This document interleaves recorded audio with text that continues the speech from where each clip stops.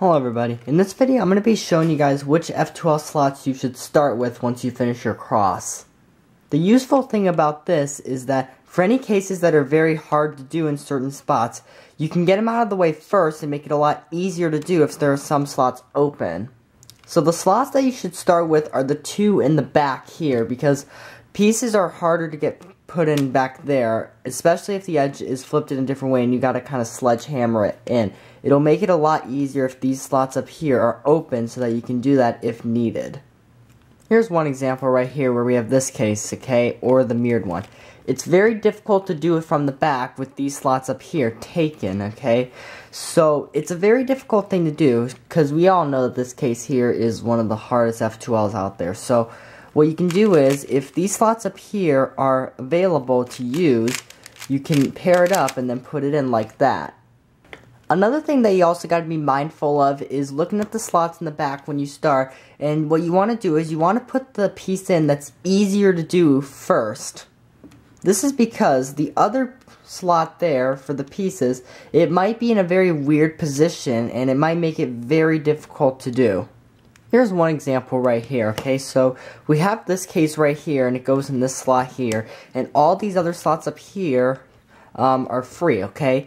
Now, I really don't know a very good way to put this in here without doing a cube rotation or taking up a lot of moves, okay? So it's very hard to do it, and instead of doing that one, you can do the other one, which is right here, okay?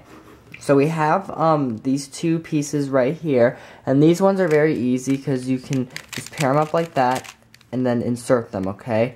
And then this here is now in a little bit of a better position to do it, okay? So you'll be able to do it a lot easier if you do it that way. So it's in a little bit of a better position so that then you can put it in like that. And if worst case scenario, both of the slots right here or all the pieces for the pairs, they can't be inserted in a very good way for both of them. What you could do instead is you could insert one of the pairs up front here, which would hopefully break up some of the pairs in the back. And after those are broken up, it'll probably give you an easier case, and then you can solve the back like that.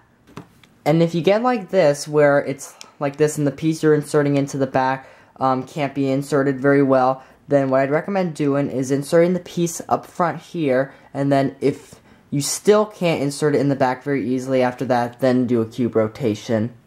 And if you get this case here where you have these type of cases in the very back where both pieces are inserted but they're in incorrect spots, what you can do is you can take one out like that, and then what you can do is you can pair up another one like this, and it'll hopefully separate the pieces and put it in an easier position. And if you use some of the back slots to create this next pair, if that happens, it'll be taking them out and it will mix them up a little bit, which will then make it easier to insert.